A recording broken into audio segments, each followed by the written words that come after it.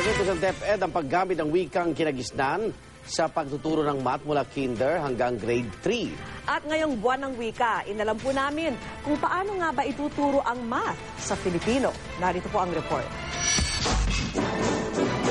Pariugat, parirami, palatuusan. Sa lalim ng mga katutubong terminong ito sa math, malamang dudugo ang mga ilong nyo kung ito ang gagamitin sa mga aralin. Kakaunti na lang ang nakakaalam ng mga ito dahil bukod sa di na madalas gamitin sa paaralan, bibihira rin ang mga libro sa matematika na nakalimbag sa wikang Filipino. Mahalaga yan dahil mas mabilis nga matuto ang bata kapag gamitin ang Filipino. Pero kailangan sabayan to sa pag-produce ng mga materyales, mga babasahin. No?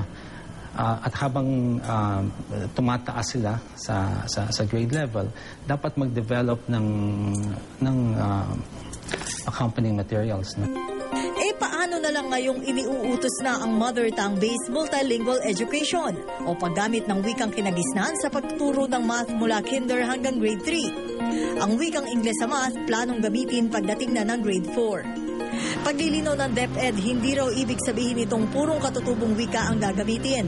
Hindi naman kinakailangang i-translate ang lahat ng salitang Ingles sa salitang Filipino sa pagtuturo ng asignaturang matematika.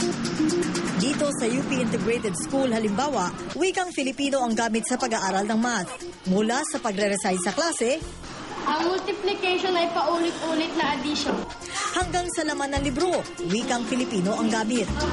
Confident sila and at the same time mas nagpa-participate sila sa klase kasi nasasabi nila yung ideya nila na hindi na nila kailangang isipin pa kung ano yung English na paraan ng pagsabi ng kanilang sagot. So, mas nagiging interactive yung klase. Pag Filipino po, mas sanay na po ako gamitin yun. Pati mas madali po sa akin para gumamit po nun. Sa huli, ayon sa mga eksperto, magkakambal daw ang paglilinang ng wika sa maths sa pagpapahusay ng sistema ng pagtuturo nito nang ganap umanong makasabay ang Pilipinas sa ibang bansa. Para sa Saksi, Sherian Torres nag-uulat.